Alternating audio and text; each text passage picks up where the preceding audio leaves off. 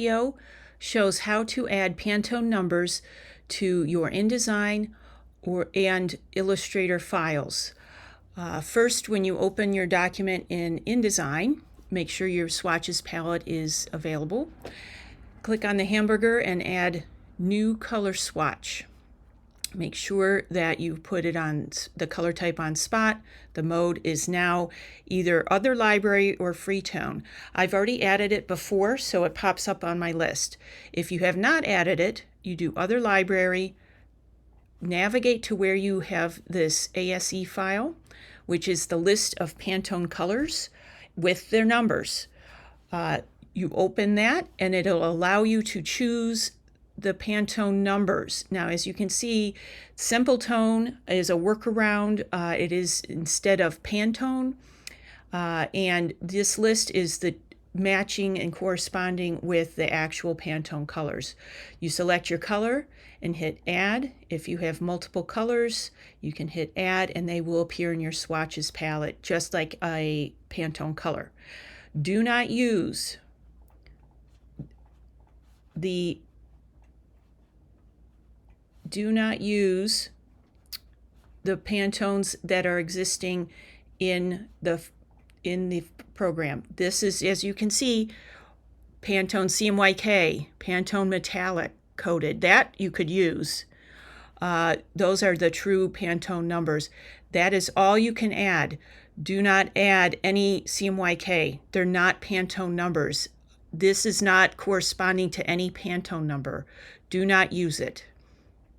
Even though it says Pantone, it is not what we're looking for. We're looking for these numbers. So that's how you add it in InDesign.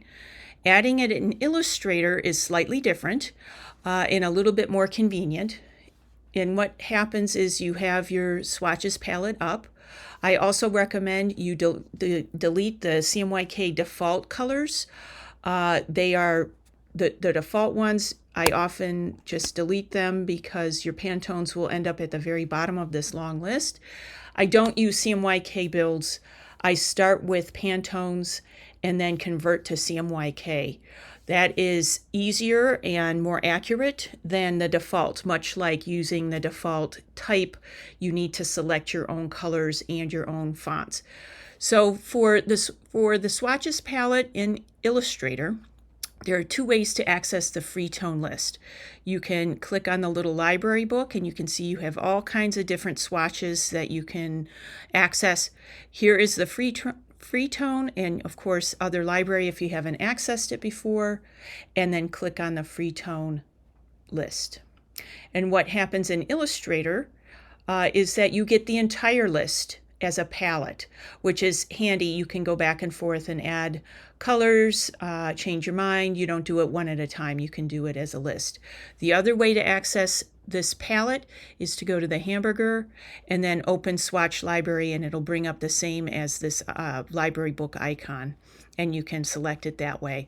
So those are the ways that you add Pantone numbers. These are the important numbers for a printer to use or a vendor, say for embroidery, to match up with your logos, your designs. So use the Simple Tone as a workaround for adding Pantone colors. Do not use the Pantone colors that are listed in the already listed. And they're just, it's not Pantone numbers.